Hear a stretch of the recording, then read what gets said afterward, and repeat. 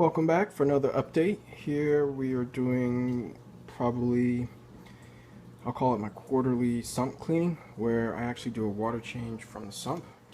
Usually it's every 2 to 3 months or so. All the marine pure blocks are out, and then the skimmer is up on the top of the sump, and we're in the process of filling up a 5-gallon pail, and we'll keep it moving forward from there. Okay, we're back.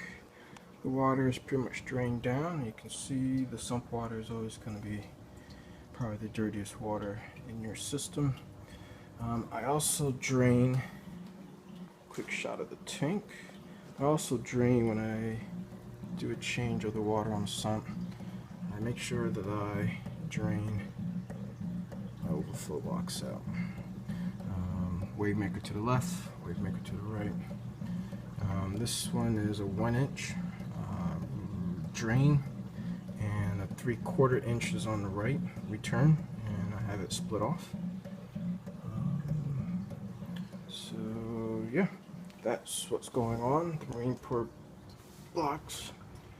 I've got those, and I believe these are probably the biggest reason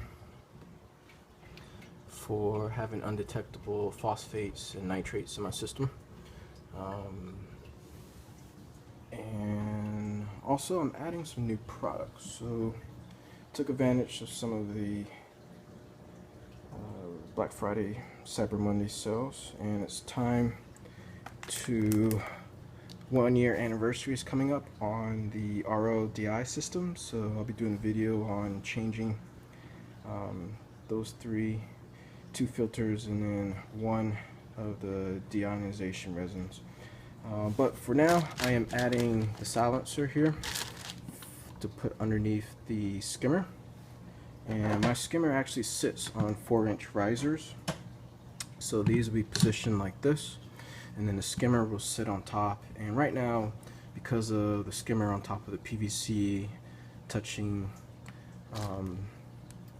directly the sump, sometimes there's a rattling, a vibration noise, so that will eliminate that.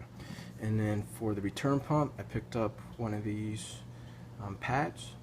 So before, my return pump was sitting on a piece of live rock, so I have put that piece of live rock in the tank back there, and you can see it has no color to it since it's been sitting in the sump this whole time. And this will cut down on any vibration that comes from the return pump. And then also picked up this so that when I refill my tank, I can have this latch onto the side. So that's going to be making my water changes a lot easier. And the key, in my opinion, to getting, I guess, successful saltwater reef is to make all the maintenance as easy and convenient as you possibly can, or else you will tend not to do it too often.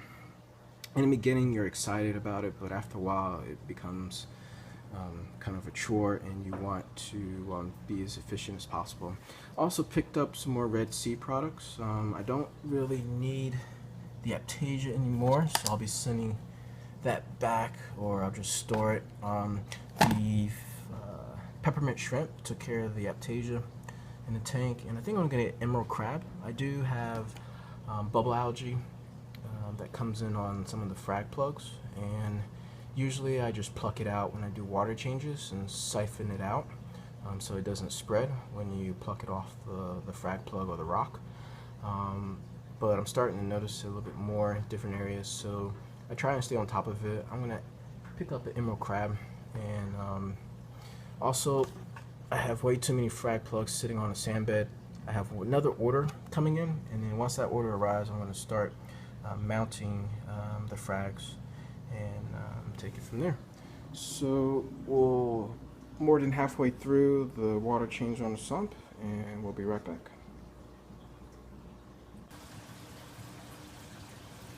Alright, we're back. water is back into the sump, and it's much cleaner, believe it or not. And just need to wipe this down.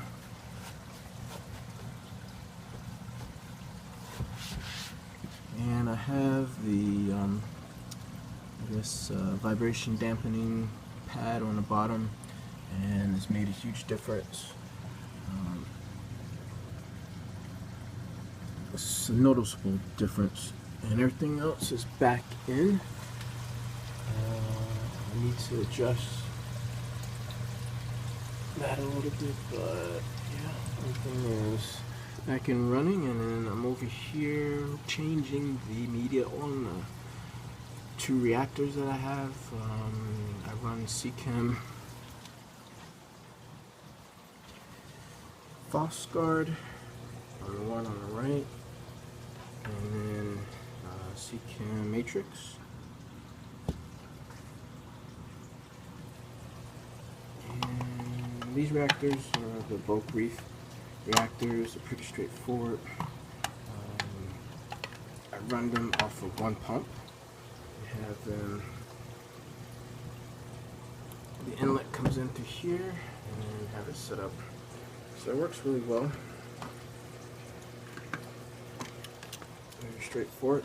I use a cup of media, both.